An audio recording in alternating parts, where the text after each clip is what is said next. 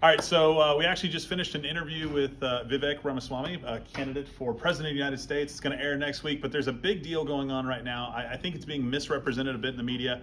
And since we had him here, I wanted him to be able to comment on this. Really, so Vivek, some of the comments that you made on Tucker's show about Israel and kind of talking about what's going on with, I guess, money and lobbying is being construed on the left as being anti-Semitic. And it didn't seem like that was a reasonable challenge to what you were saying. So what were you trying to say in those comments, and why is somebody like Ari Fleischer coming out and saying things that seem so patently false? Because he's an establishment hack who's lobbying for the Saudi Arabian Golf League and is trying to do what he needs to do to be able to cultivate some false image. I couldn't speculate for why, but that'd be why. It's because this whole game is broken. I mean, and it's not that it's being misconstrued. I mean, literally just go listen to what I said on Tucker. It's on X. Well, Go find it. Tell some people just the snippet. Absolutely, yes. So I want to give you my view, and I've been very clear about this. Said it countless times, and I can't say it enough times. What happened to Israel, done by Hamas, was barbaric. It was medieval in nature. It was wrong. Constitutes countless war crimes. And Israel absolutely has the right and obligation to defend itself, and it's our job to stand behind Israel in supporting their ability to defend their own national self-existence. At the same time, I think it's really important that we be cool-headed, rational in our response rather than emotional, and not end up in some broader large war in the Middle East. Now, in that interview, we also talked about Ukraine. And I think that the Ukraine conflict does not advance American interests at all to be able to support. And Israel's not the same situation as Ukraine. But then I brought up another one that people haven't heard of, which is Armenia and Azerbaijan.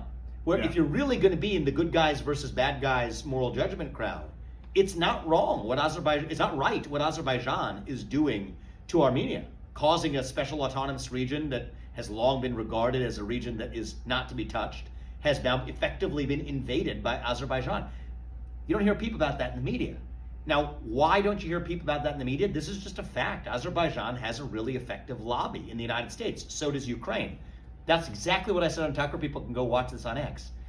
What do these opportunists do? So I suspect it's somebody who is deeply in bed with one of the other campaigns and the oppositions that want to take me down. Shocker, right? Yeah, shocker. But some person at some fringe newspaper, this reporter, since the very start of this campaign, she's been doing the same thing, comes out and says that she uses the quote of the lobbying influence, which explicitly, watch the Tucker interview, there's beyond a shadow of doubt, I'm talking about Azerbaijan, tries to ascribe that to me saying that about Israel, and the selective moral outrage that I'm talking about in the failure to talk about with the Azerbaijan case, she's applying that to Israel when in fact I'm criticizing our involvement in Ukraine. Meanwhile, Ilhan Omar says follow the Benjamins. I mean, she's literally talking about the Jews. And I'm criticizing a lot of the people at Harvard. I mean, I went to Harvard, what the Harvard students are doing. The anti-Semitism, there's so much anti-Semitism to go around in the world that is so wrong and so morally inappropriate that it is shameful that these opportunists will manufacture fake appearance of anti-Semitism where none actually exists.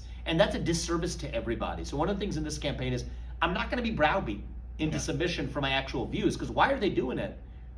They don't want to engage in debate on the merits. I've offered a clear 6-point plan on exactly how we can help support Israel, but without drawing ourselves into broader regional conflict in the Middle East. That's a nuanced view. It's one that I think a lot of people are finding persuasive. And for the people who are of a different persuasion about what we should do, who want to ultimately end up in a broader regional conflict in the Middle East, that's threatening to them when somebody's offering a rational view that they have difficulty debating. So what do? Use lies as a substitute to do it. So it's important that people be really skeptical of what they're fed. And the beauty of the modern media landscape, the kind of podcast we just did, the conversation I had with Tucker, is people can just go listen to it for themselves. The problem is, though, we live in an era where people can do that, but we still live in an era where people can write artificial headlines and then have the likes of partisan hacks like Ari Fleischer or whoever else pump that out like a machine, opposition research for other campaigns, taking my views on Ukraine or what's happening in Azerbaijan and Armenia, but knowing that Israel is a politically hot issue, try to portray that as a view that I have on Israel, which is totally contrary to the view that I've offered at every step of the way. They try and claim to have a monopoly on nuance. New media, these people are not actual journalists, and they are the ones who want to clip a headline and take it out of context. So for is that what they say? Yeah, the 30-second, I guess the 8-second soundbite would have to be Vivek, no say Jews bad, nuance, humanitarian, Hamas, terrorists. Close enough? Yeah, and then they'll actually, and then they'll run with that and get some Washington Free Beacon headline with some, corrupt reporter that's working there. And it's sad the game is played this way, but we're not going to be beaten up by it. No, and I appreciate you taking a minute to kind of address that. I know that was a hot button issue today.